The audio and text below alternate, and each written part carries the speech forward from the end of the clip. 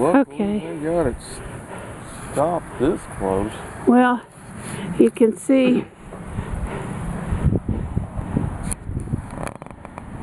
See if I can zoom this.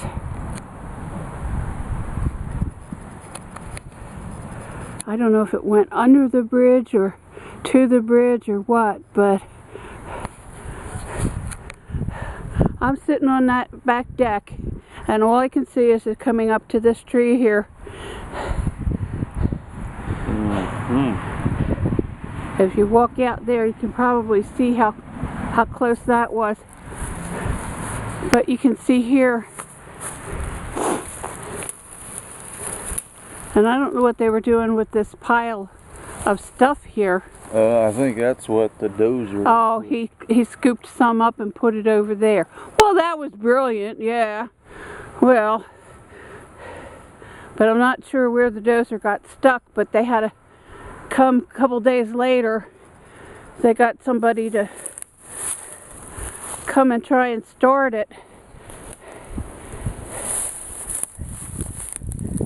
But if you think it's not fun sitting there seeing all this burning, and I mean some of the flames were 7-8 feet high, and you're talking about 45 mile an hour gusting to 55 mile an hour, and it's heading straight towards my house, all this smoke and everything.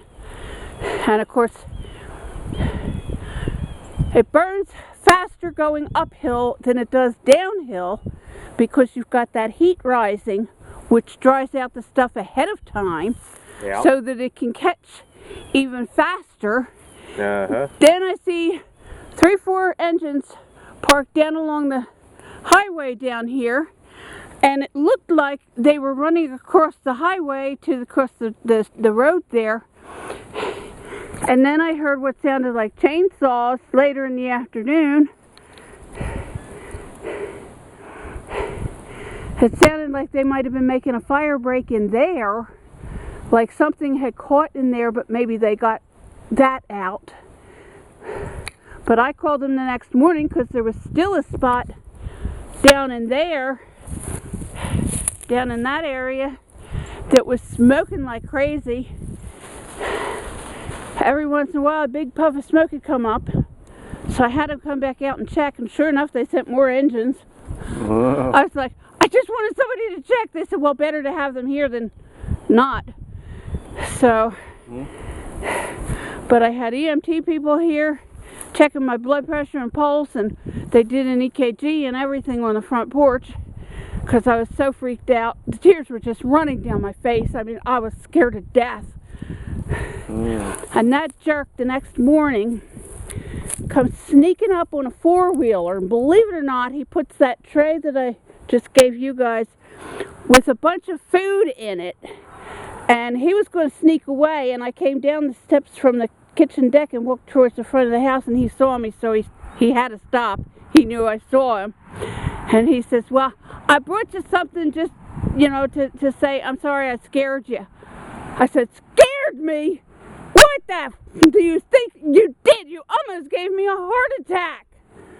And he just looked at me like, uh-oh, I think I'm in big doo-doo.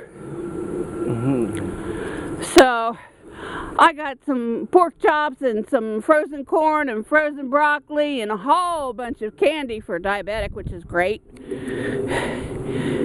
And I don't know, some other stuff in there. I can't remember what he had, but that was supposed to make up for having all this occur. Right. I don't think so, jackass. Sorry, guys. Didn't mean to say that, but... Okay. I guess we're worn out for the day.